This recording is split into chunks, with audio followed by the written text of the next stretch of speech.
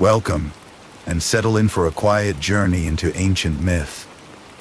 Tonight's story is called The Veiled Traveler, the Myth of Melinoe. It is a gentle recounting of a goddess who moves between the world of the living and the dead, known for bringing both unsettling dreams and the deepest, most peaceful rest. So make yourself comfortable and let your mind drift into this shadowed tale. If you enjoy finding rest in these ancient stories, we invite you to subscribe for more journeys like this one. And now, let the story begin with a birth in the shadows. In the quiet that was not quite silence, Persephone walked. She was queen of the underworld, a title she wore like a cloak woven from twilight and memory. Her steps were measured along the banks of the River Styx, where the gray water flowed with a patient murmur. The fields here were not of grain but of asphodel, their pale flowers a perpetual echo of a forgotten spring. Her gaze was solemn, holding the weight of 6 months in shadow, a counterpoint to her mother's bright world above. This was her kingdom of order and rest, a realm where echoes settled into dust. She walked not in sorrow, but in the calm duty of her station, a guardian of the silent, final peace. From the luminous heights of Olympus, a gaze fell upon her. Zeus, lord of the sky and father of gods, observed his daughter in her somber realm. In her solitude, he saw a formidable beauty, a power that was a part of the world's deep balance. An intent took form within him, a divine impulse as ancient as the mountains. Yet he knew the law of this place, and he knew its master. Hades, his brother, ruled here with an unchallenged hand. To approach the queen in her own domain, under the eye of its lord, was a trespass of the highest order. His observation became a calculation. A plan took shape in his mind, one born of cunning and supreme power. He would not come as himself.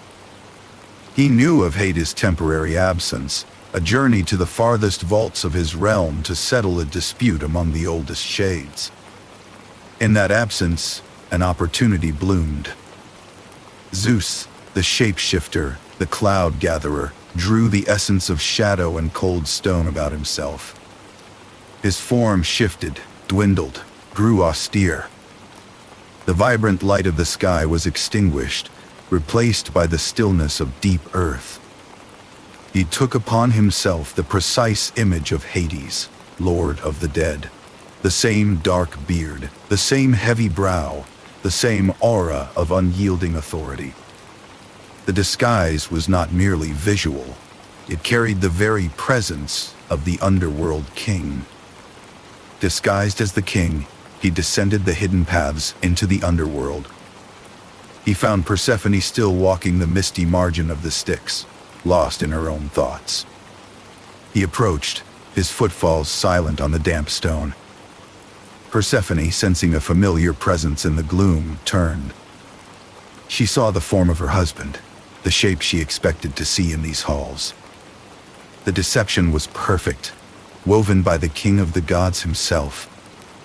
In the eternal twilight, where details softened into gray, she was deceived by the shadowed familiarity of the figure before her. There was no suspicion, only the quiet acceptance of a spouse's return. From that union, a union of illusion and reality, of one god wearing the face of another, a child was conceived. It was a beginning marked not by light, but by a profound duality. The seed planted was of the sky, but it was sown in the deepest earth under a stolen guise. As the child grew within Persephone, it carried this contradiction in its very essence. It was neither wholly of Olympus, nor wholly of the underworld, but a bridge of bewildered substance, a being conceived in a moment of mistaken identity. Its nature was forged from the very first moment, a split foundation. The child grew, and with its growth, Persephone felt its unique nature. It did not kick with fiery vigor, but moved with a quiet, restless shifting, like leaves stirred by a wind from nowhere. When the time came, she withdrew to her private chambers within the dark palace. The room was a place of deep quiet, lit by the faint, perpetual glow of underworld gems set in the walls. There, attended only by the silent shades of handmaidens long departed, Melinoe was born into the perpetual twilight of the underworld. Her arrival was not heralded by a shining light, but by a deepening of the shadows at the bedside, a pooling of quiet that felt both ancient and new. The infant goddess emerged, and her form was a perfect mirror of her origin. One side of her small body was the color of a starless midnight, dark as the deepest chamber of Tartarus. The other side was the pallor of bleached bone or wood ash, a stark and ghostly white.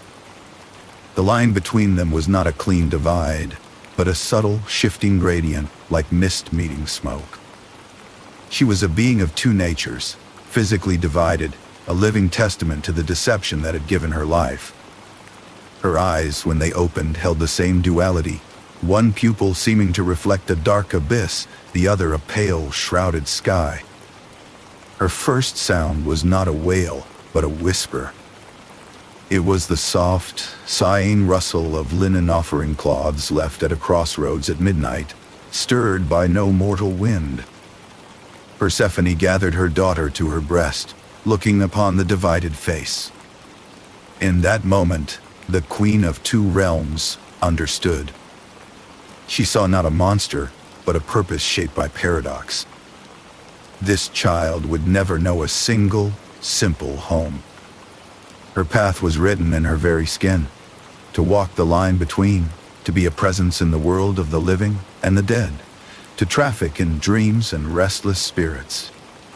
Her destiny was to be a quiet guide in the places where others could not go. Soon after, the true lord of the realm returned. Hades stood before his queen in her chambers and beheld the strange dual-natured child. His dark eyes, which saw the truth of every soul, perceived the divine spark within her, a spark that was not his own, yet carried the weight of his stolen likeness. No outburst of rage shook the palace. Instead, he regarded the infant with his customary, unreadable solemnity for a long moment. The underworld was a place of strict eternal order, and here was a new fact within its system. To reject her would be to introduce the very chaos his realm was designed to quiet. He did not claim her as a daughter, but he accepted her as a part of his domain, a unique divinity under his sovereign rule. His acceptance was a silent administrative act, as final as a decree etched in stone. He integrated her into the structure of his kingdom, where she now had a defined place and purpose. He looked to Persephone, a single glance that conveyed his understanding of the deception and his decision to let it rest within the ordered silence of his kingdom. Her existence, though born of a moment's chaos, would now follow the calm, relentless rhythm of his realm. In the arms of her mother, the new goddess's purpose began to stir, a quiet pulse in the silent heart of the world below. Her unique nature, now recognized by the king of the dead himself, awaited only a teacher to show her how to walk the path she was born for. Within the still order of the underworld, the young Melinoe grew, a silent presence in the palace halls. Her form, half dark as starless night and half pale as banked ash, was a quiet testament to her origin. She moved with an absorbing silence, observed by her mother, Persephone, with solemn understanding, and by Hades as a natural, if unusual, part of his realm's structure. Her purpose, however, awaited definition. That definition arrived with Hecate, the torch-bearing goddess of crossroads, magic, and the spaces between. Her coming was not an intrusion, but a subtle shift in the quality of the gloom, a pinpoint of knowing light. Her ancient eyes, perceiving layers of reality, settled on the young goddess. She saw not just the divided form, but the essence within, a spirit born of deception and sovereignty, belonging inherently to both the world above and the world below. Hecate recognized a nature meant for thresholds. With respectful acknowledgement of Persephone and the silent observing Hades, Hecate made her offer. She would guide Melinoe. She would teach her the ways of the in-between, the sacred duties that govern the borders. Persephone, who understood the weight of a dual existence, consented with profound relief. Hades gave his tacit agreement with a single slow nod. Order required function, and Hecate would provide the instruction to define Melinoe's function within his kingdom. Hecate led Melinoe upward along a hidden path that existed outside common routes. They emerged onto the surface world at dusk. The air was cool and damp, a light rain falling steadily, thickening into a ground mist. They stood at a deserted crossroads where three paths met, the stones slick and dark. This was a place of choice, but also a place where things without direction gathered. Hecate raised her torch, its amber flame a steady eye in the drizzle. Her first lesson was to listen not with ears, but with essence. The crossroads were not silent. They hummed with a quiet tapestry of sound, the fading echo of a prayer for safe travel, the repeated whisper of a name by a ghost clinging to it, the hollow regret for a path not taken. Melinoe learned to attune herself, to distinguish the plea of a restless soul from the wind's sigh. Each whisper was a story stalled at a threshold. The goddess then gestured to a small cloth-wrapped bundle left upon a central stone, an offering. Hecate explained that mortals who knew of the chthonic powers left such gifts: honey, milk, black wool. They were acts of propitiation and respect, left to appease the goddess of nightmares and to seek peaceful sleep. The offerings were a language, a request for attention from the unseen. To accept one was to enter a pact, a transaction of solemn duty. Next, Hecate demonstrated the carrying of a message. She drew close to a particular whisper clinging to the stones, the remnant of a spirit who had died with words unspoken. Without a sound, her form seemed to absorb the whisper, to hold it within her essence like a sealed secret. She showed Melinoe how to receive such a message without distortion, to let the intention of the dead settle as a quiet weight awaiting delivery. She then taught the practical arts. Melinoe practiced moving through the mortal realm without causing a ripple. Her steps became glides, her presence a softening of the light. She learned to pass a rain-drenched bush without disturbing the perfect balance of a single droplet on its thorn. This was necessary, for her work required her to approach the sleeping and the dying unseen, a visitor who must not startle the living world. Then came the lesson of dreams. In a nearby dwelling, a mortal slept. Hecate guided Melinoe's awareness to the threshold of the dreaming mind. First, she appeared only as a flicker in the dream's fabric, a brief shift in the light. Then, she learned to manifest as a form, though often not her own. She practiced shaping impressions, a familiar scent, the pressure of a hand, a half-remembered voice. This was the craft of dream weaving, to become a vessel for another's memory or truth. Hecate explained the full duty, a cycle of 3 sacred tasks. Melinoe was to be a guide for spirits who lingered, confused, at the threshold of death, leading them to the appointed ferry. She was to be a courier for the final words and confessions of the departed. And she was to be a weaver of dreams, manifesting these messages in the minds of the living. These manifestations could be gentle visitations of comfort or the unsettling visions of nightmares.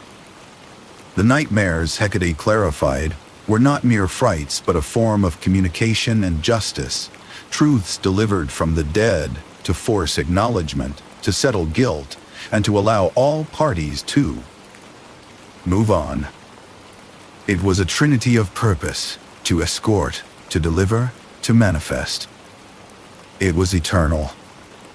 Finally, Hecate presented her with a tool. From the substance of the mist and the essence of the Crossroad shadows, she fashioned a torch. It was smaller than Hecate's own, but its flame was the same, unwavering, fueled by divine purpose. Melinoe accepted it. The weight was not physical, but symbolic. As her fingers closed around the smooth wood, a resonance passed through her, a quiet alignment between the torch's purpose to illuminate hidden paths and her own nature to walk them. It was her license and her sign. The flickering amber light now cast the gentle, divided features of her own face into relief against the deepening blue shadows of dusk. Teacher and student stood in silence for a moment, the only sound the soft hiss of rain meeting flame. The knowledge had been transferred, the tool given. With a final, approving glance, Hecate's form began to recede into the mist, her torchlight dissolving into the general gloom. Melinoe was alone at the crossroads, armed with knowledge and her own torch. She felt the first delicate pull of a spirit not yet at rest, a faint thread of need tugging at her newfound awareness. She turned, and with a step as silent as the rain, began her first solitary journey. With the torch held firmly in her hand, and Hecate's teachings resonating in her mind, Melinoe felt the first distinct pull of a soul awaiting guidance. It was not a sound, but a sensation, a gentle, insistent tugging at her awareness, a vibration in the luminous darkness that was her world. This call was a specific signature of disquiet, a soul unable to find its own way. Hecate, standing beside her at the crossroads, sensed the shift in the young goddess's attention. Her mentor gave no instruction, only a slow, approving incline of her head. No farewell was necessary, for their paths were bound to cross and recross in the course of their eternal duties. With a final, silent acknowledgement, Melinoe stepped forward. She left the rain-slicked stones of the intersection and placed her foot upon the hidden path. It was a way unseen by mortal eyes, a trail that ran parallel to the world, woven from silence and intention. She moved through the luminous darkness, her form a shifting testament to her nature. The side of her that was pale as bone seemed to drink in the faint, sourceless light of the between place, while the side dark as obsidian bled into the shadows. She was both a beacon and a void, and her passage was utterly silent. The path was not long, for distance meant little here. It was a matter of will. The pull of the soul grew stronger, guiding her like a lodestone. She did not hasten, for her duty required a calm and steady approach. The agitation of the lingering soul was disturbance enough. Her own presence must be an anchor of tranquility. She arrived not with a flourish, but with a gradual solidification, like mist condensing into form. The scene was a humble mortal home, the air still heavy with the scent of recent illness and lingering grief. The ghost was there, as she knew he would be. He clung to the threshold of the room where his body lay, a form woven from memory and sharp regret. He was a man of middle years, his spirit shape flickering unsteadily, his mouth moving in a silent, frantic whisper. He was trying to speak, to finish a sentence begun, but never concluded for his weeping family. He did not see them now, nor they him. He was trapped in the moment of his passing, endlessly replaying the unsaid words. Melinoe approached. She did not announce herself with sound, but with her quiet essence. Her dual form, both unsettling and serene, filled the periphery of his awareness. The ghost's frantic whispering slowed, then stuttered into quiet. His flickering form grew more defined, its edges steadying as he turned his attention from the memory of the room to the figure now standing before him. A profound quiet descended upon him, not the silence of oblivion, but the stillness of recognition. Here was someone who saw him, who knew he was there. The agitation in his spirit began to settle like dust in a sunbeam. She spoke then, but not with the voice that shakes the air. She spoke his true name, the one given not at birth but earned through a life of joys and sorrows, loves and losses. It was a sound heard only in the soul's ear, a vibration that resonated with the core of his being. At its utterance, the last of his confusion fell away. He knew himself, wholly and completely, and in that knowing, he recognized her purpose. He was not being summoned by a stranger, but acknowledged by a guide. Her authority was not that of a jailer, but of a keeper of the threshold, one who knew the way home. She raised her torch. Its flame did not blaze, but glowed with a cool, steadfast light that neither warmed nor consumed. In its illumination, the hidden path became visible to him. It appeared not as a road, but as a ribbon of softer shadow leading away from the mortal dwelling, away from the unfinished conversation and the clinging grief. It was an invitation, clear and patient. The ghost looked from the dim room to the path, then back to Melinoe's solemn, waiting face. A profound understanding passed between them, wordless and deep. His work here was done. His journey was meant to continue elsewhere. He followed. They walked back along the hidden path, Melinoe leading, her torch casting just enough light for the spirit to see his footing. The mortal home faded behind them, its sounds and scents dissolving into the general murmur of the living world. They did not speak, for no words were needed. The simple, rhythmic act of walking, of moving forward with quiet purpose, was itself a form of resolution for the lingering soul. The whispering of his unfinished words ceased entirely, replaced by a calm acceptance. The character of the path changed as they neared their destination. The air grew heavier, cooler, and carried the faint mineral scent of deep earth and slow water. The luminous darkness deepened into a true velvety black, pierced only by the steadfast gleam of Melinoe's torch.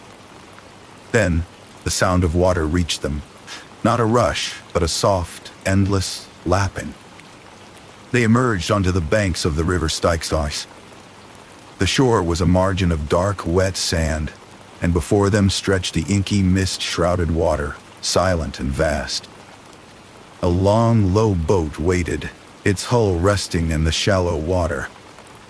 At its stern stood Charon, the ferryman, his form shrouded in a heavy cloak, his hand resting on his pole. His single watchful eye gleamed in the lantern light hung from the boat's prow. As Melinoe and the spirit approached, Charon's gaze shifted from the new soul to the goddess who escorted him. He gave a single, slow nod of acknowledgement. It was a gesture of professional respect, an acceptance of her role in delivering a soul properly prepared for the crossing. No coin was demanded, for Melinoe's presence was the token of passage. The ghost understood.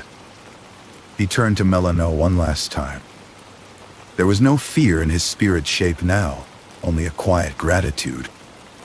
He offered a slight bow of his own, a final, graceful gesture of the mortal world, before stepping toward the boat. His foot found the gunwale, and he boarded with an ease his earthly body had long forgotten. Charon pushed his pole against the dark sand, and the boat slid soundlessly into the deeper current. Melinoe stood on the shore, her torch held high, and watched as the craft was swallowed by the silver-gray mist. The spirit's restlessness had eased, replaced by the profound calm of a journey finally underway. A soft, familiar rustle sounded beside her. Hecate was there, having arrived as silently as the mist itself. Her mentor did not ask for a report. The peaceful departure of the spirit was evidence enough. Instead, Hecate's torchlight joined Melinoe's, their twin flames casting intertwined shadows on the dark sand. The silence between them was one of approval. Melinoe felt the weight of the duty settle within her, not as a burden, but as the definition of her being. She had bridged the gap for one soul, guiding a fragment of chaos back into the serene order of the underworld. As she stood there, The quiet lapping of the Styx a constant rhythm, she felt her awareness expand. The specific, urgent pull of the single spirit was gone. In its place she felt a different kind of summons, softer, more diffuse, but vast as a night sky. It was the collective murmur of sleeping minds, a tapestry of dreams being woven and unraveled. Some threads were peaceful, others knotted with fear or sorrow. These minds waited not for an escort, but for a message, for a truth that could only travel in the language of dreams. Her first task complete, Melinoe turned her attention fully to the dreams of the living, ready to learn this next aspect of her endless duty. Through her steady work, Melinoe learned the different natures of restless souls.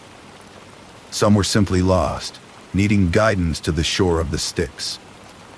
But there were others whose unrest stemmed not from location, but from unfinished business. These spirits sought not an escort, but a messenger.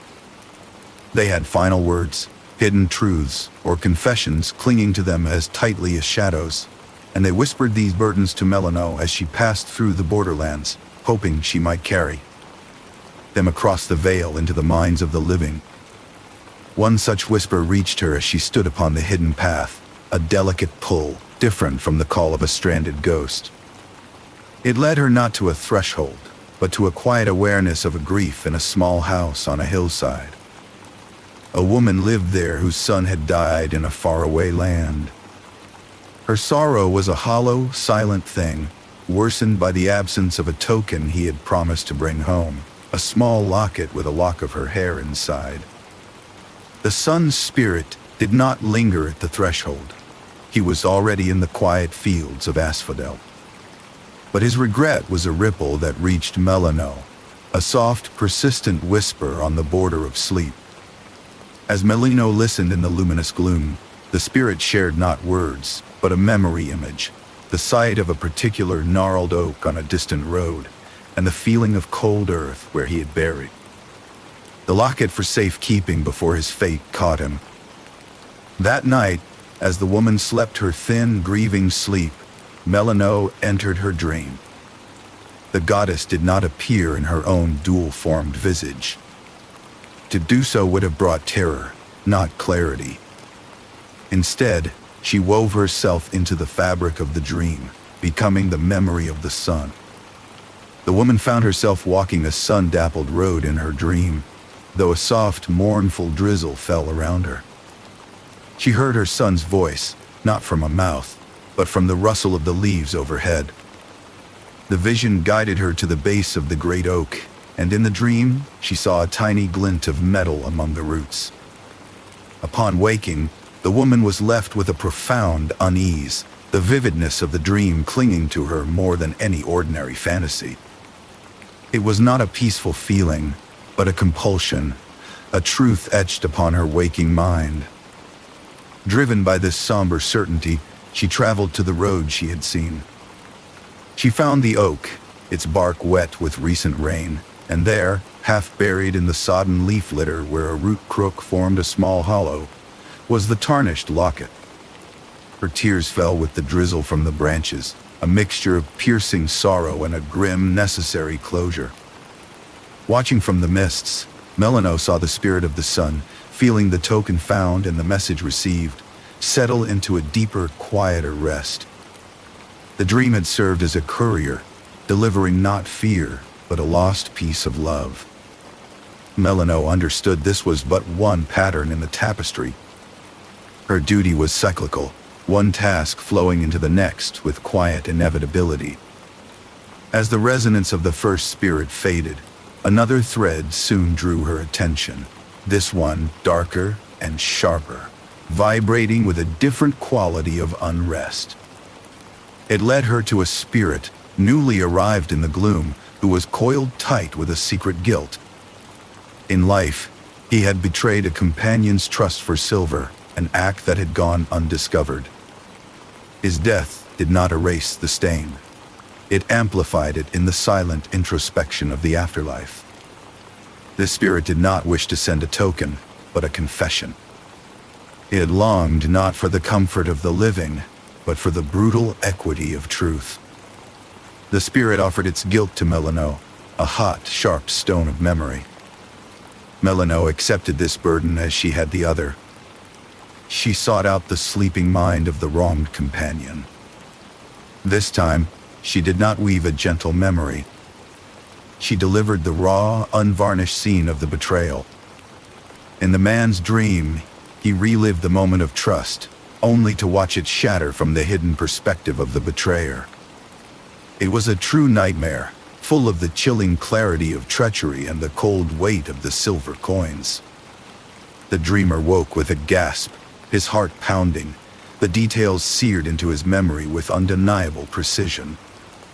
The nightmare, though deeply unsettling, was not a mere punishment. It was a form of silent justice, a balancing of scales performed in the only court available for such hidden crimes. The betrayed man, though hurt anew, now possessed the truth, freeing him from a false narrative. And the guilty spirit, feeling its secret finally and fully known, experienced a release from its coiled anxiety. The truth, however painful, allowed both parties to begin their own forms of moving on.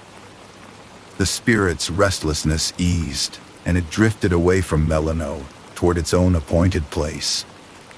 Thus, Melinoe understood her complete role in the realm of dreams.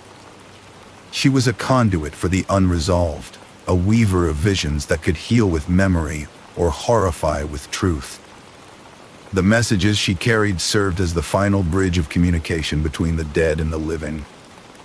The nightmares she brought were not chaos, but a stark, orderly form of justice, as integral to the world's balance as the gentlest guiding dream. Her work in the dreaming minds complete for this cycle, the quiet, persistent call of duty shifted its tone. The whispers of spirits faded, replaced by the subtler, earthbound pull of reverence and fear. It was a call from the places of choice and propitiation, drawing her back to the misty crossroads and the quiet, hopeful rituals left there in the rain. With the echoes of whispered dreams fading behind her, Melinoe felt the familiar, solid pull of the crossroads. Her duties were woven not only from spirit and memory, but also from the tangible rituals of the living. Those few mortals who knew her name understood her power over the veil between sleep and death. They sought to honor and appease her not in grand temples, but with quiet gifts left at the places where paths converge, the liminal spaces sacred to her kind. On a night of steady, gentle rain, a family emerged from a small farmhouse. For weeks, bad dreams had plagued them, visions of flitting shadows and muffled cries that frayed their waking hours with fatigue. Acting on old advice, the father prepared a bundle, a square of dark cloth holding a clay jar of honey, a flask of milk, and a twist of black sheep's wool. Silently, with a shared solemnity, they walked to the nearby crossroads. At the precise center stood a flat stone, its surface smoothed by time. Here, the father placed the bundle with deliberate care. Together, they whispered her name into the night air, Melinoe, a sound quickly swallowed by the soft percussion of rain. Then, without looking back, they retreated home. Their part in the pact was complete. Drawn by the invocation, Melinoe arrived soon after. The mortal world was empty of their presence, leaving only the rhythm of the rain and the dark bundle upon the stone. She approached, her form a shifting study in contrast beside the humble offering. She did not touch it with mortal hands, but her presence enveloped it. To inspect was to acknowledge. She perceived the fear behind the gift, the respect for her authority, the quiet hope for relief. These were the correct materials: honey, milk, and black wool. In this silent inspection lay her acceptance. A covenant was sealed. Her part of the bargain followed. Turning her attention toward the sleeping farmhouse, she extended her influence, a wave of solemn peace that settled over the dwelling. The restless, haunting images that had clung to the family's minds were gently unraveled and smoothed away. That night, they would know a deep, dreamless sleep, a blank and restorative darkness granted by the goddess of nightmares herself. It was a specific, transactional grace, an offering of respect exchanged for a night of untroubled rest. Not all offerings were born of personal fear. On another evening, under a similar drizzle, a priest of the underworld gods came to a different crossroads. His ritual was formal, an act of pious duty rather than desperation. He lit a cake of incense that released a thin, fragrant smoke struggling against the damp air. In a low, rhythmic chant, he recited hymns. The verses spoke of her origin and her ordained role as a messenger and guide. His offering was not a plea, but an act of honor, a formal recognition of her place within the solemn order of the chthonic pantheon. Melinoe observed from the shadows. She noted the learned cadence of his hymns, the exactness of his gestures. This was devotion of a different quality, an intellectual and spiritual acknowledgement. Her acknowledgement was subtler than an apparition. It was a feeling of watched presence that settled upon the priest as he completed his rites. Her blessing for him was tailored to such understanding. As he slept, she drew from the deep, quiet knowledge permitted by the rulers of the underworld. Into his mind she placed a clear vision, a forgotten tomb on a rocky hillside, its weathered inscriptions suddenly legible and meaningful to his studies. It was a prophetic dream, a gift of insight carrying the cool clarity of revelation, a sanctioned thread from the realm of the dead to a living servant. Between such formalities, smaller tokens also awaited. A lone traveler seeking safe passage on a perilous night journey left a worn copper coin on a wayside stone, muttering a hasty prayer to the Lady of the Crossroads. Melinoe passed by, presence briefly touching the metal.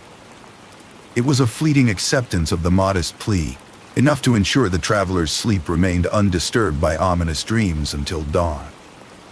Thus, Melinoe moved from crossroad to crossroad, a silent recipient and fulfiller of pacts. The simple bundles of frightened families, the formal incense of priests, the modest coins of travelers, each was an anchor. They sustained her connection to the world of the living, tying her solemn duty to the tangible fears, hopes, and piety of humanity. Sustained by this quiet reverence, her presence in the mortal realm deepened. It also pulled her toward something older. Her path now turned, not from a whispered plea, but toward a place of more primal power. She was drawn toward a sacred and whispered about grove, where ancient justice resided, and where even the rain seemed to fall with a different, more solemn weight. The gentle rain that had fallen upon the mortal crossroads now dripped from the leaves of older, darker trees. Melinoe's path, guided by the quiet pull of her duties, had led her from the realms frequented by the living to the deeper borders of the underworld. This was not a place for lost spirits awaiting escort, nor for the dreams of the sleeping. The air felt dense, threaded with an ancient and solemn power. It was the gravitational pull of consequence itself that drew her steps to the outskirts of the sacred grove of the Erinyes, the Furies, whom fearful mortals called the kindly ones in hopes of softening their relentless purpose. Her own origin, born of a divine deception that breached cosmic law, resonated with this place, where such breaches were pursued unto eternity. Her approach was soundless, yet the grove was aware. As she paused at its shadowed verge, she heard them. The sound was not of voices, but of motion. The dry rustle of scales over stone, the shift of vast, unseen wings in the stagnant air. These whispers wove through the steady patter of rain, speaking of shattered oaths, of kin strife, of the primal laws of the universe left in tatters. Melinoe stood still, her form a study in contrasted light and shadow. The whispering did not cease, but its cadence altered, the hunting tension easing for a single suspended moment. It was an acknowledgement. The three sisters, the enforcers of Dyke, cosmic justice, perceived her essence. They recognized the stain of the deception that marked her birth, a transgression of a different order, yet a part of the same intricate web of cause and effect. In that silent exchange, they acknowledged her as kin to their domain, another power operating within the underworld's severe order. They did not hinder her, for her ordained work was also a thread in the great tapestry. She had no cause to enter their sanctum, but from a respectful distance, shrouded by the perpetual mist, she witnessed their function. In a clearing where the rain fell in unbroken silver veils, a newly arrived shade fled in frantic, zigzagging terror. Its form shimmered with the guilty energy of a soul that had died in defiance of the most sacred bonds. And then, the Erinyes were present. To Melinoe's eyes, they were not monstrous, but terrible in their perfect focus. Their forms shifted, elusive, but their movement was a unified and inexorable flow. They pursued the Oathbreaker not with chaotic anger, but with the cold, deliberate certainty of tide upon the shore. This was the law in motion, a dreadful and necessary engine of restoration. Watching, Melinoe understood. Their fury was not madness, it was the mechanism of balance. When the fundamental covenants of existence, between parent and child, guest and host, human and God, were torn asunder, the Erinyes were the consequence made manifest.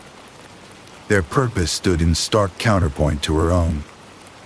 Her torchlight was a beacon for the lost, the confused, the penitent.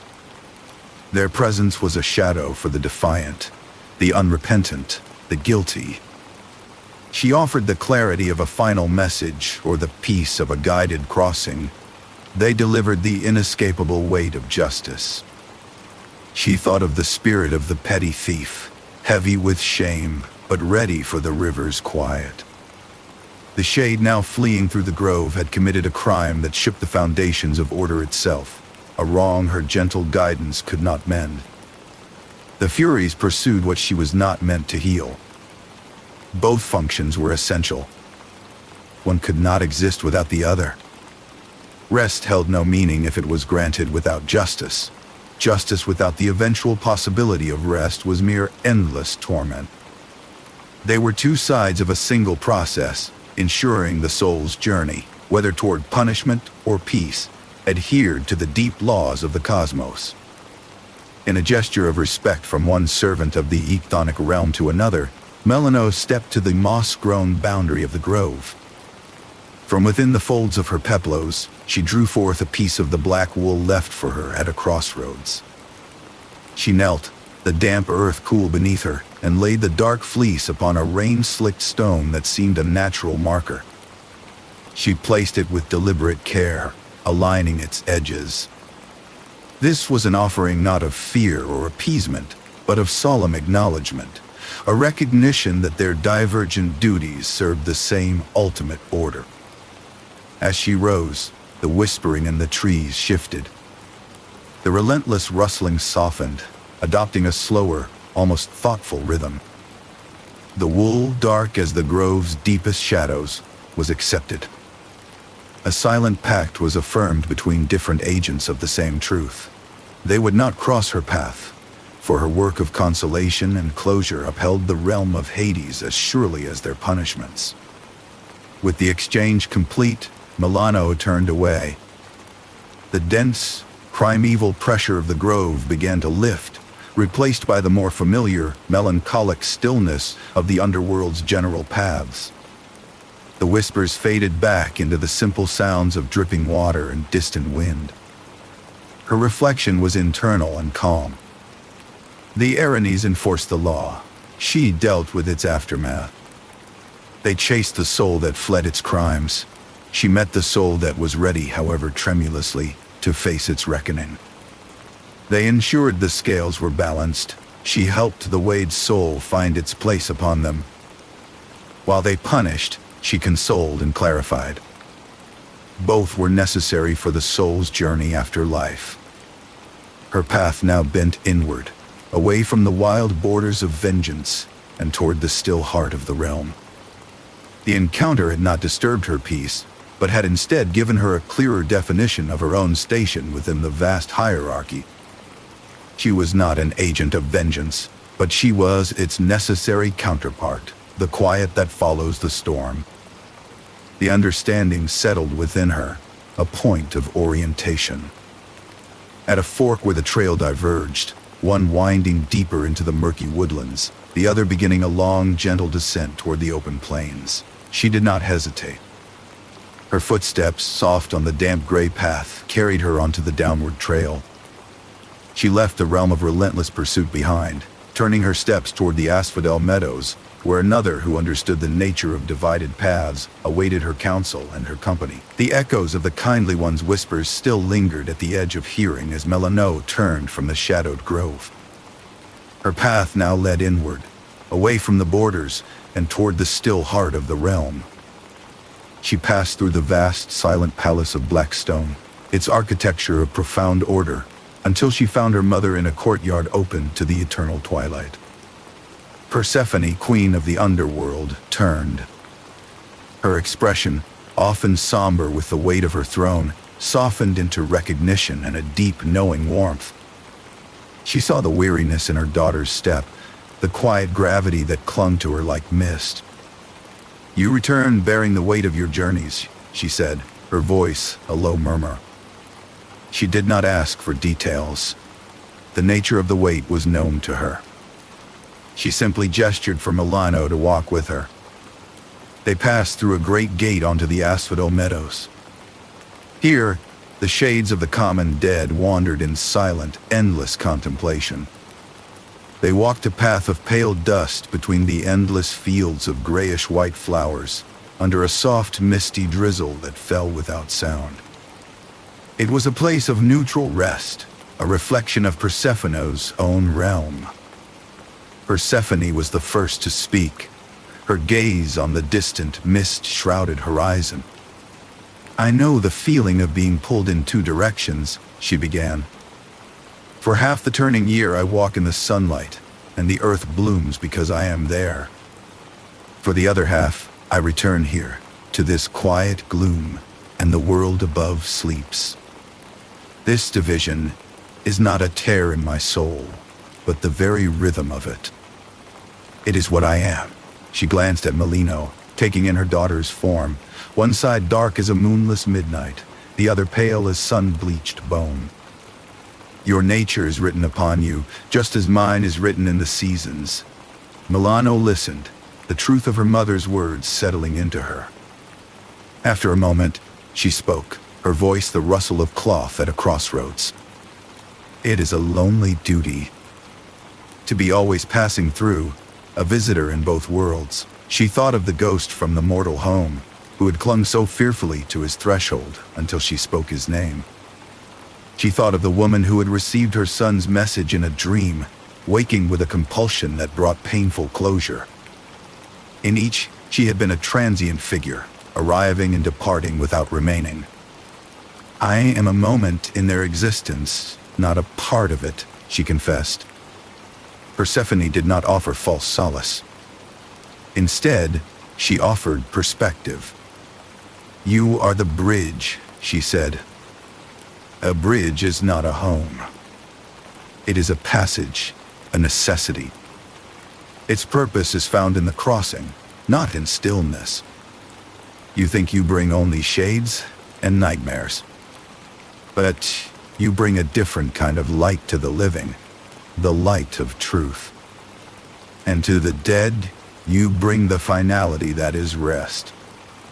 These are profound gifts, my daughter. They are the gifts of closure." The path curved, and the mist seemed to thin slightly. Melinoe felt the weight of her next question before she gave it voice. "And the manner of my beginning?" The disguise, the deception. She did not name Zeus, nor Hades, but the specter of that paradoxical origin hung between them. It was the source of her divided form, the reason she was both of this realm and not entirely of it. Her mother's expression grew contemplative, not pained. It was a moment of shadow and illusion, Persephone acknowledged. But from it came you.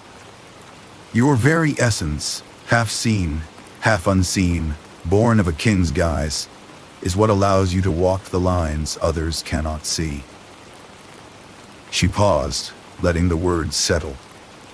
Hecate taught you the ways of the threshold, but your birth gave you the nature to cross it. The duty was taught. The ability to fulfill it was born in you. Do not see it as a fracture. See it as the source of your strength. The power to be in two places, in two states, at once. It is not a tragedy, Melinoe. It is your sovereignty. As they spoke from a high balcony of the distant palace, a figure observed them. Hades, lord of the dead, stood in the shadows, his gaze fixed on the two figures walking the pale plain. He made no move to join them, offered no wave. His observation was that of a king surveying the harmonious workings of his domain. In Melinoe's reconciliation with her duty, he saw the maintenance of good order. In Persephone's counsel, he saw the necessary compassion that balanced his own stark justice. His silent presence was an approval. Strengthened, not by a changed fate but by a deeper understanding of it, Melinoe felt the familiar, gentle pull of her duty begin to stir once more. It was the soft, insistent tide of her own nature. The loneliness was still there, but it had been transformed. It was no longer a hollow ache, but the defined space her unique presence occupied in the world, a space that was necessary and hers alone. The ghost's relief, the woman's closure, these were not transactions she performed, but expressions of her own essence. She turned to her mother and Persephone simply nodded. No farewells were needed between those who understood cycles. Melinoe's path diverged from the meadow's winding track. Her purpose, once felt as a burden born of a strange birth, now felt more like the natural beat of her own heart. She was the guide, the messenger, the bringer of dreams. To be these things was to be herself. With her mother's words settling like a calm in her spirit, Melinoe stepped from the field of fading flowers onto the hidden path once more, her form already beginning to shimmer between seen and unseen.eu. The palace awaited her report, and she moved toward it with a renewed clarity. She would present herself before the ebony throne, account for her journeys, and receive the formal passage granted to her as a recognized agent of his realm. The council was complete. The duty, now fully embraced, called her forward. Melinoe left the soft wisdom of the asphodel meadows and walked the quiet path to the heart of the realm. The silence here was absolute, broken only by the distant, constant sound of falling water. She entered the great hall of the palace, a space defined by polished black stone and towering columns. One side stood open to the abyss, where a sheer curtain of silver rain fell, marking the boundary between the ordered interior and the formless dark beyond. Her steps made no sound as she approached the throne. She presented herself before the ebony seat. Hades sat upon it, a figure of immovable shadow and quiet authority. His gaze settled on her, bearing the weight of deep earth, unyielding yet entirely attentive. Melinoe inclined her head, a formal acknowledgement of his sovereignty over the realm where her duties were performed. She began her report, her voice a steady recitation in the hall's consuming quiet. She spoke not in generalities but of specific cases from her recent journeys. She told of the soldier's ghost, clinging to a phantom spear until she spoke his name and guided him to release. She mentioned the offering of black wool and honey left at a rain-swept crossroads, which she had accepted, granting the mourner's household a night of dreamless peace. She described the nightmare of a broken oath delivered to a merchant, a dark truth that allowed a guilty shade to cease its restless circling. Each account was a thread placed within the vast, orderly tapestry of his kingdom. Hades listened. He asked no questions and offered no interruptions. His expression remained an unreadable mask of calm sovereignty, yet his complete focus was a palpable force. His silence was not indifference. It was an expectation of thoroughness and unadorned fact. In the realm of the dead, there was no currency for omission. Melinoe understood this, a lesson echoed from Hecate's teachings about the clarity of thresholds. She met his silence with the full, measured weight of her work. She spoke of the most restless spirits, those whose unresolved passions threatened the calm fabric of the afterlife. She told of a mother's spirit howling with grief at the riverbank, who refused Charon's boat until Melinoe appeared, reflecting the woman's own love back to her as a reason to seek peace. She described a betrayed king's shade, its fury a dark stain in the meadows, which she calmed by acknowledging the source of its rage, allowing it to dissipate into the realms accepting stillness. By guiding these disturbances to their rightful end, she helped preserve the profound, unbroken peace that was the hallmark of his domain. Her work was a form of sacred maintenance. Hades acknowledged this with a single, slow nod. "Your labor maintains the proper flow," he said, his voice the deep rumble of stone settling. "Souls must arrive, be judged, and take their appointed place. Confusion at the gate creates a ripple in the stillness. You guide the stragglers and soothe the agitated. In this, you preserve the equilibrium." His words were not praise, but a recognition of essential function. In the underworld, such recognition carried more weight than flattery. He then spoke of access, his words shaping the very nature of her future journeys. "The paths you walk are liminal," he stated. "They exist in the seams between my kingdom and the world above. I now grant you formal passage on all such roads. No spirit, no guardian, no boundary stone of this realm shall bar your way. Your coming and going are now a sanctioned part of its eternal order." This was a decree of immense import, conferring upon her a freedom few beings possessed. It was the institutionalization of her nature. The grant came with a condition as immutable as the realm itself. Hades leaned forward slightly. "Do not abuse this access," he warned.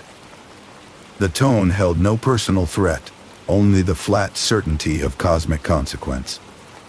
To introduce this trust would be to introduce chaos into order. The paths would close to you, not by my wrath, but by their own nature, for they serve balance, not whim. You would be stranded between, unable to fulfill the very duty that defines you. It was a law of reality, stated as plainly as the fall of rain. Their entire conversation was brief and transactional, yet layered with a deep mutual respect that required no elaboration. There were no familial endearments. This was the audience of a dedicated official with her sovereign. In this formal space, the confusing legacy of her birth, the deception of Zeus, the shadow of Hades' likeness, melted away into irrelevance. He was not her father. He was her king, and the patron of her specific, necessary office. The clarity of this realization settled within her, a piece of her identity clicking into its rightful place. With the audience concluded, Melinoe bowed her head and turned to leave. Her role within the hierarchy of the unseen world was now explicit, recognized, and cemented by the word of its lord.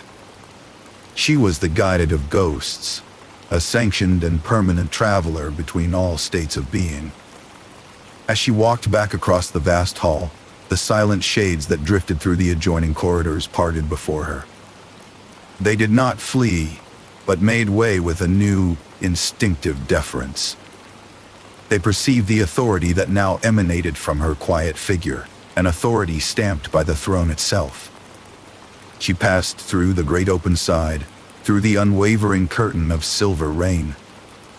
The droplets passed through her ethereal form as she stepped back onto the misty liminal paths of her eternal duty.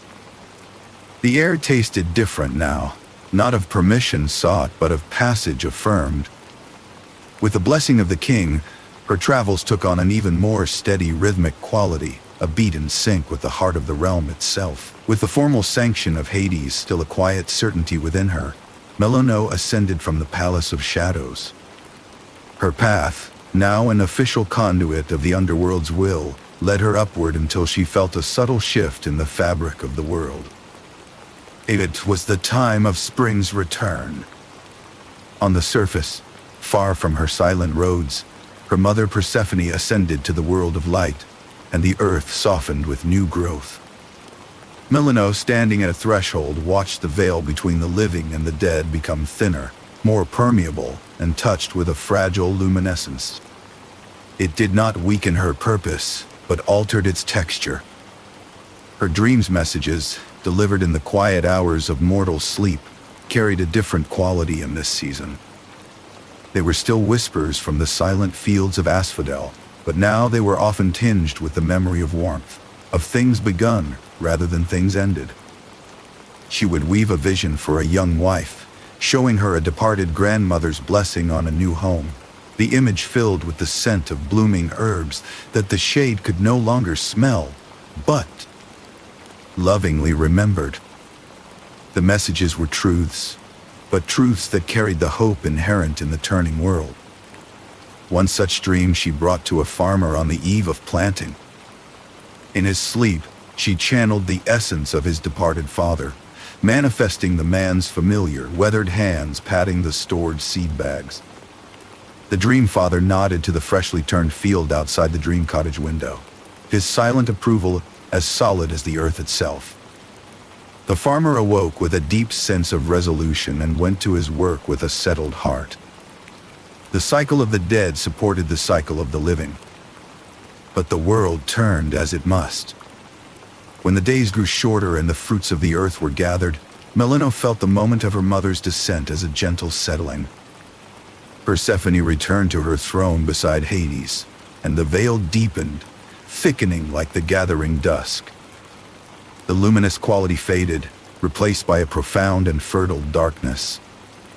In the mortal realm, the nights grew long, and in those extended hours of shadow, Melinoe's presence became more pronounced.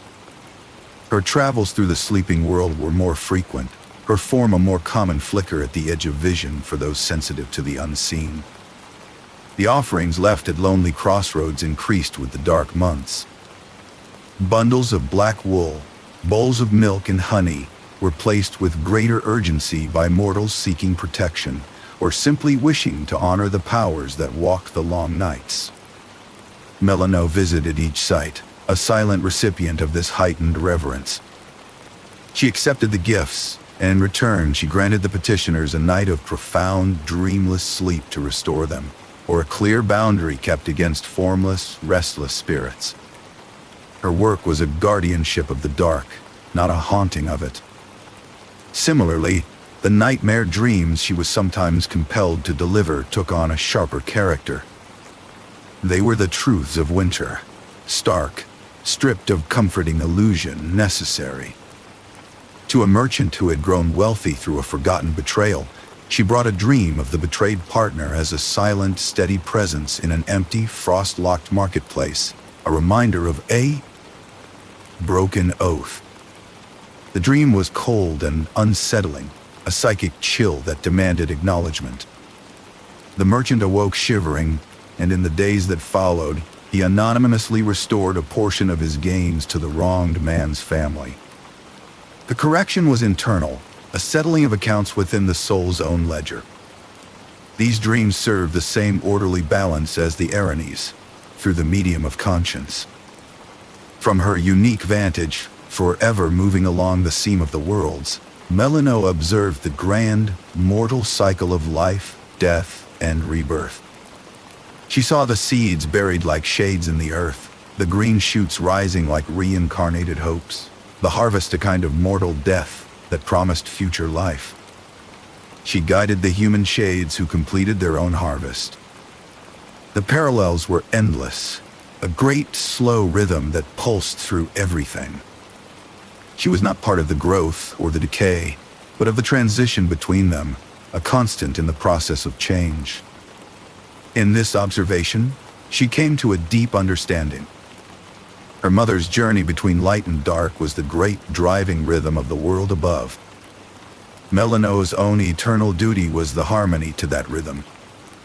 While Persephone governed the fact of the cycle, the seasons themselves, Melinoe tended to the souls moving through their own personal seasons of life, death, and memory. One was the macrocosm, the other the microcosm, and they were inextricably linked. Therefore, there was no break in her work, no season of rest. The nature of the need simply changed. In the spring and summer, her messages were often of blessing and continuity, aligning with the world's expansion. In the autumn and winter, her presence was one of consolidation, truth-telling, and protection, matching the world's introspective turn.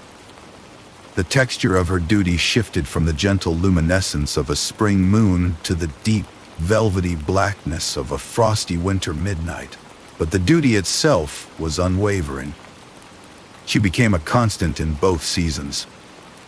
To the spirits, she was always the guide. To the living, she was a figure woven into the fabric of both the hopeful night and the profound night. Her work harmonized with the celestial rhythm set by her mother's footsteps, a counter-melody that gave meaning to the individual notes within the grand scale. And so, as the gray drizzle of late autumn fell upon a barren, plowed field, the earth waiting in a state of dormant expectancy, Melinoe passed by. She was a whisper in the damp air, a flicker of recognition for the cycle laid bare in the neat, wet furrows. Her journey continued, seamless and essential. As the mortal year wheeled toward its deepest point, the veil at its most profound, she felt a new pull. It was not the faint whisper of a single restless spirit, nor the gentle tug of a simple offering. This was a deliberate, powerful invocation, a concentrated call from a place of focused reverence.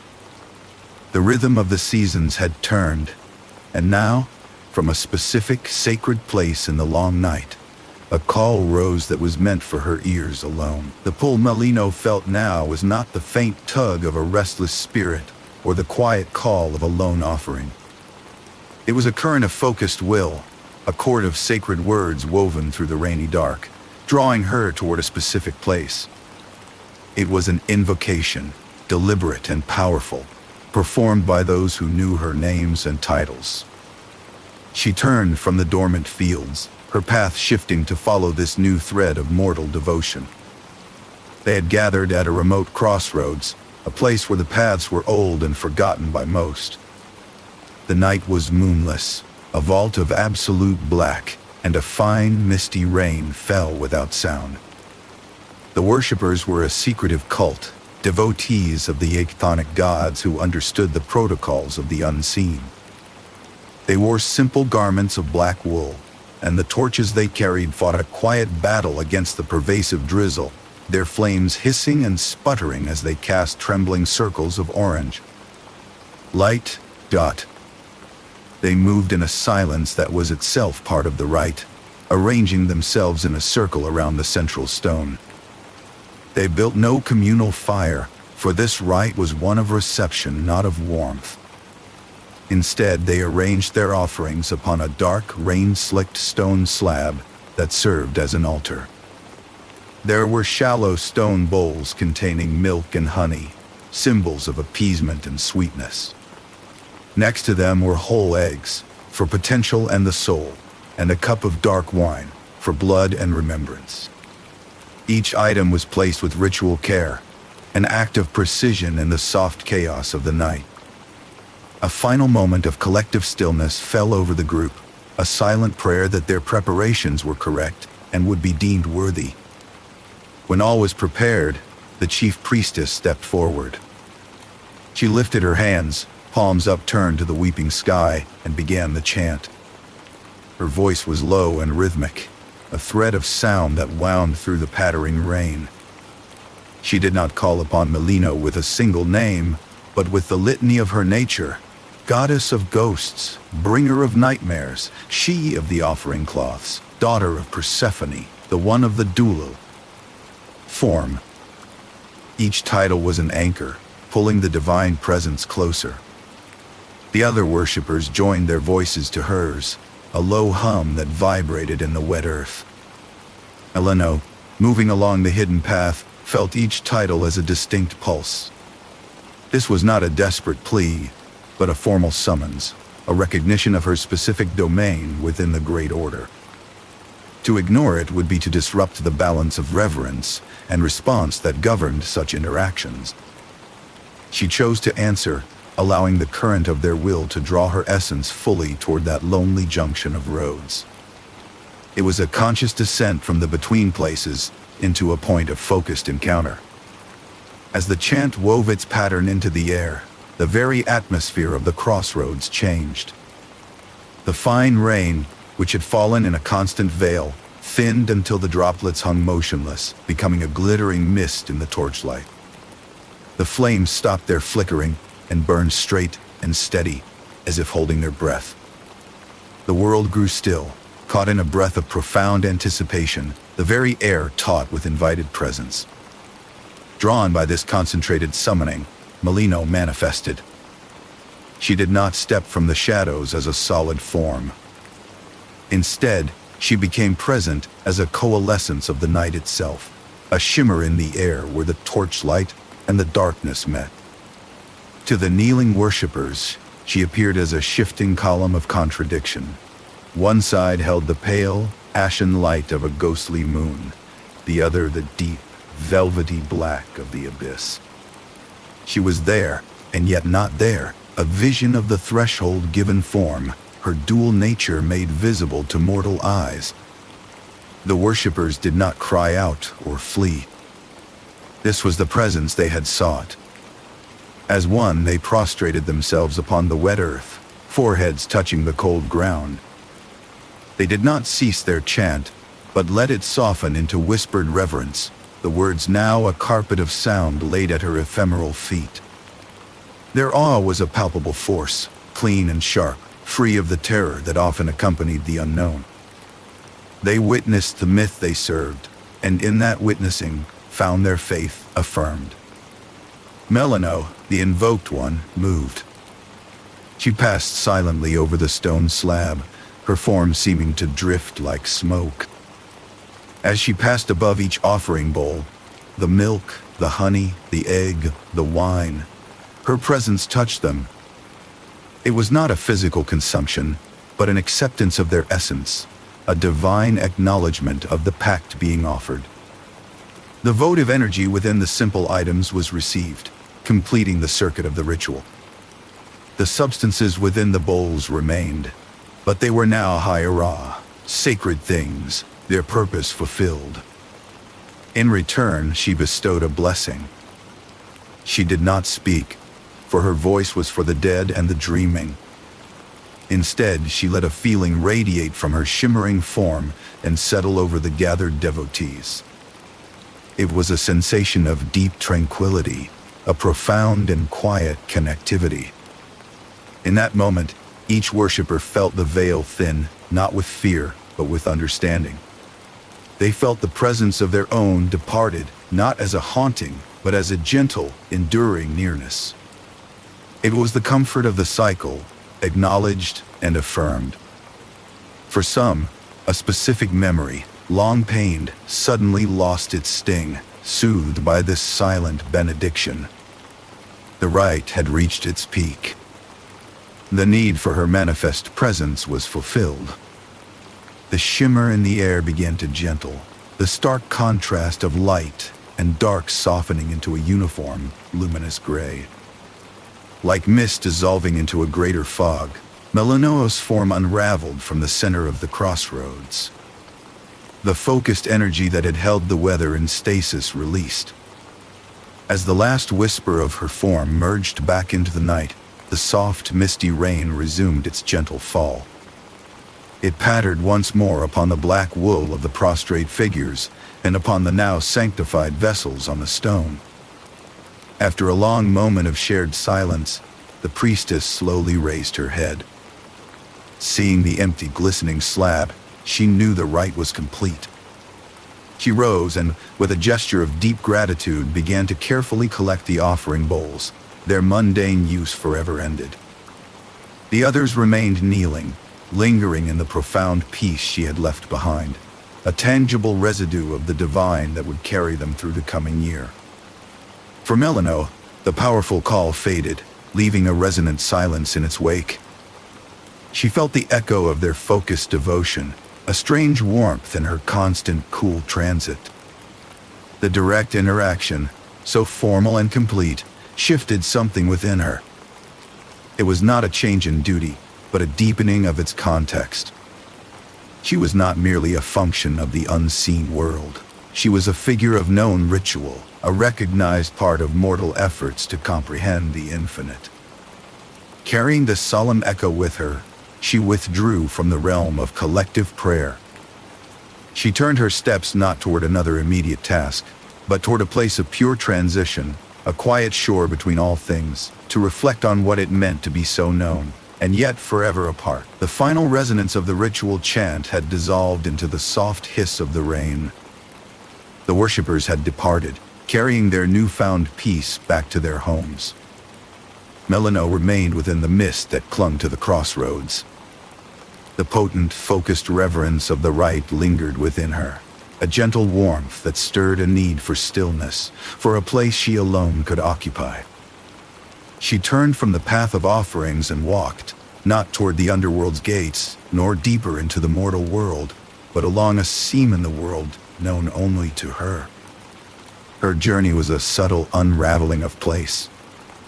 She moved, and the solidity of the world thinned around her. The stark definitions of mortal paths and underworld passages dissolved into a gentle, directionless gray.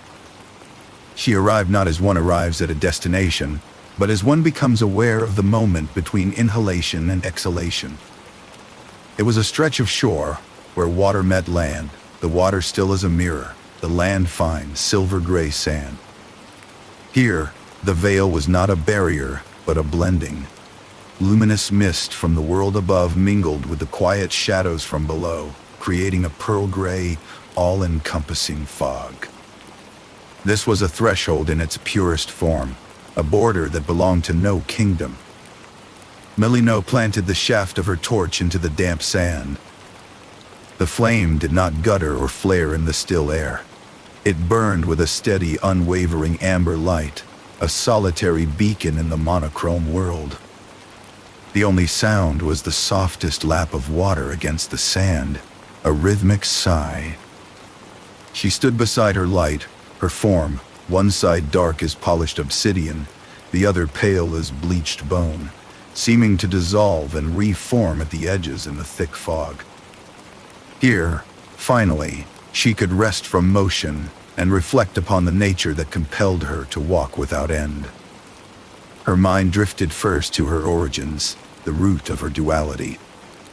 She saw again, not as a memory she owned, but as a story known to her soul, the shadowed form of Hades approaching her mother in the gloom.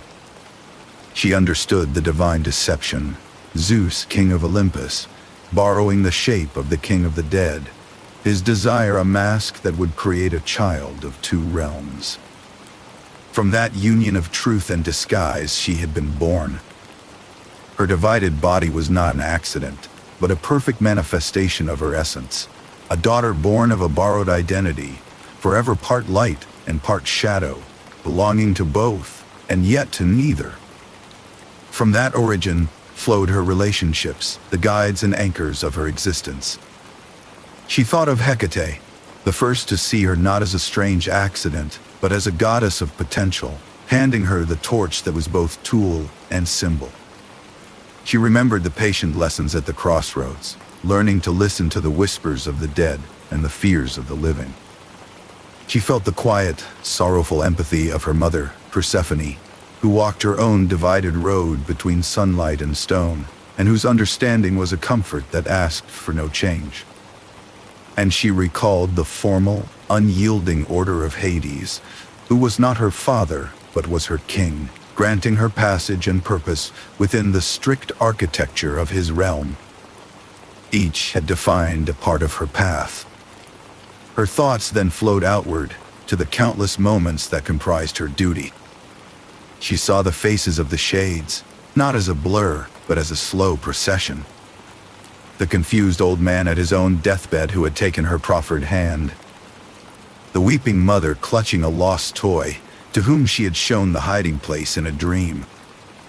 The soldier staring at his own still hands, whose final message of regret she had carried to a comrade, a message that arrived not as a voice, but as the scent of campfire smoke in a restless sleep. She felt the subtle shift in a sleeping mind as she delivered a whispered truth, the temporary terror of a nightmare that was also a release, the profound calm that followed her acceptance of a midnight offering. Each spirit guided, each dream shaped, was a thread she had placed across the chasm between life and what comes after. In this silent place, the loneliness inherent in her existence rose to meet her, not as a wave of sorrow, but as a simple, clear fact. She was a bridge. A bridge is walked upon. It connects two shores, but it is not itself the destination. She belonged wholly to the world of the living only when delivering a message, and wholly to the dead only when guiding a soul to the boat. Her home was the path between, the quiet step taken in mist. This solitude was not a punishment inflicted upon her. It was the definition of her being. And with that understanding came a profound peace. To be a bridge was not a tragedy. It was a purpose. The inner turmoil she had carried, the sense of being split, of being an outsider in both realms, found its resolution not in choosing a side, but in embracing the path that connected them. She felt it then, a quiet alignment within her own form.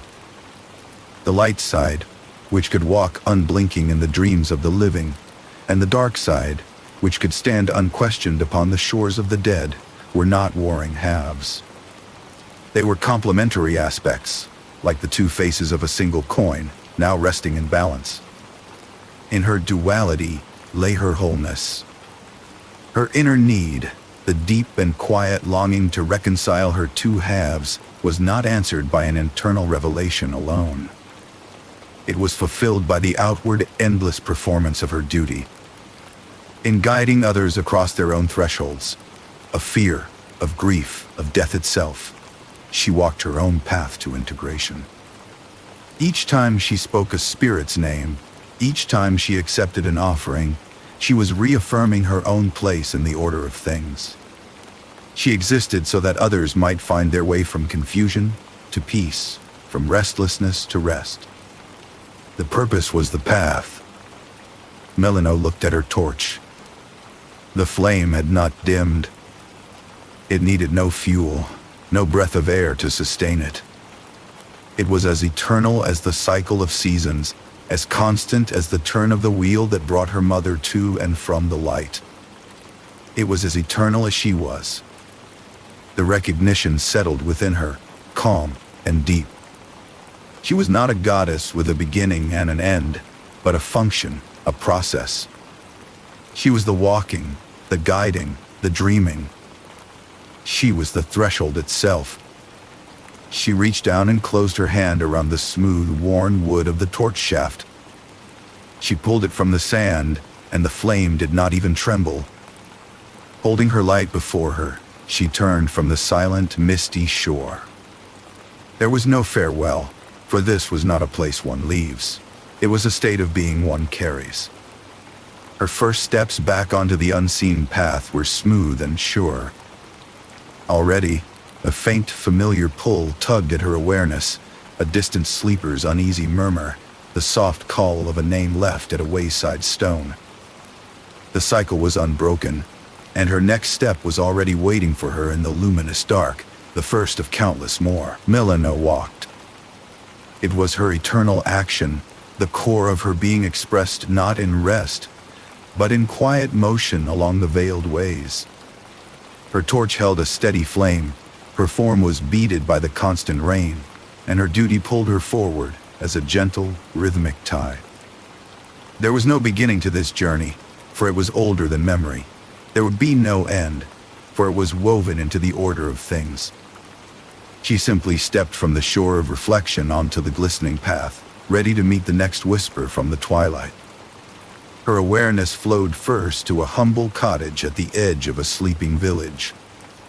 Inside, beneath a simple roof, an old man slept his final sleep. His body was still and peaceful, but at the foot of the rough-hewn bed, his spirit stood waiting. He was patient, as if he had been expecting someone, looking upon his own worn form with recognition before turning to the doorway where light and shadow coalesced. Melinoe entered without sound, her presence causing no draft to disturb the candle. She spoke his true name, the one given at the soul's forging, and the sound of it was a key turning in a peaceful lock. The spirit's eyes opened with a new sight, and he beheld the goddess who had come for him. She offered her hand. Her expression held no smile, for this was a solemn transition, yet it was full of solemn assurance, the offer of a guide who knows the way. The old man's spirit placed his translucent hand in hers, finding it firm and real despite its ethereal nature. No words were needed. The pact of escort was made in that touch. Together, they walked out through the wall of the cottage as if it were mere mist, the living within unknowing of the quiet departure a hand's breadth away. Outside, the night was soft with rain, and the hidden path glimmered into existence before them.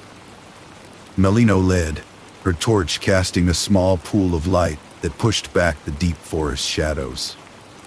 The spirit followed, his steps no longer hesitant, drawn forward by the certainty of her guidance.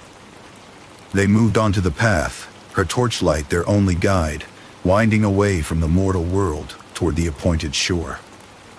At the same moment, in a distant city where stone replaced soil, a woman ascended narrow steps to a small shrine at a crossroads.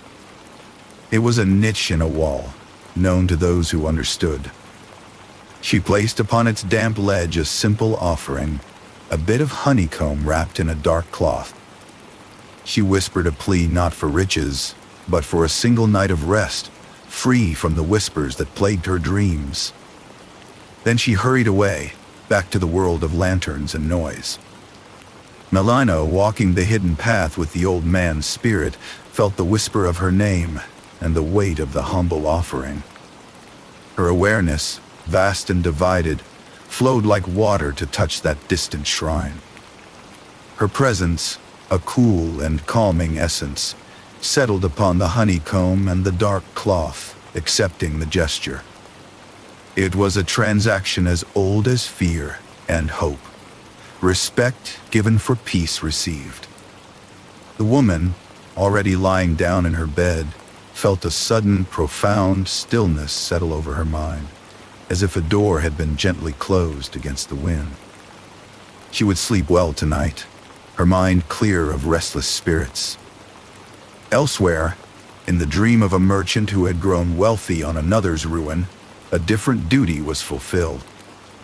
A spirit, thin and sharp with a long-held grievance, had whispered its truth to Melinoe. Now, that truth took shape in the merchant's sleeping mind. He did not see the goddess, but he saw his own past actions reflected back with terrible clarity. The broken promise, the deliberately misleading word, the face of the friend he had ruined. It was a guilty, unsettling dream, a nightmare of confronting the self. Yet within the fright was the seed of a healing. The delivered truth allowed the aggrieved spirit to release its hold and begin its own journey toward the river. It was justice of a quieter sort, a necessary truth to begin amending. Melinoe walked on. She delivered the old man's spirit to the misty bank where Charon's boat waited, receiving a silent nod from the ferryman before turning away. Her torchlight found the path again. There was always another step to take, another threshold to approach, another whispered name hanging in the damp air. She was a quiet, rhythmic force in the order of all things. Her journey smoothed the passage between states of being, turning chaos into quiet procession, fear into acceptance, and restless guilt into the possibility of peace. There was no finale to her story, for it was the story of the turning world itself, of endings that are also transitions, of messages sent across the ultimate silence, of offerings left in the dark, that are somehow always found. She walked through the eternal, gentle rain, her form a balance of light and shadow, her purpose as constant as the seasons her mother brought. The path glimmered ahead and behind, and all around her, without end and without beginning, a soft and everlasting rhythm in the deep night of the world.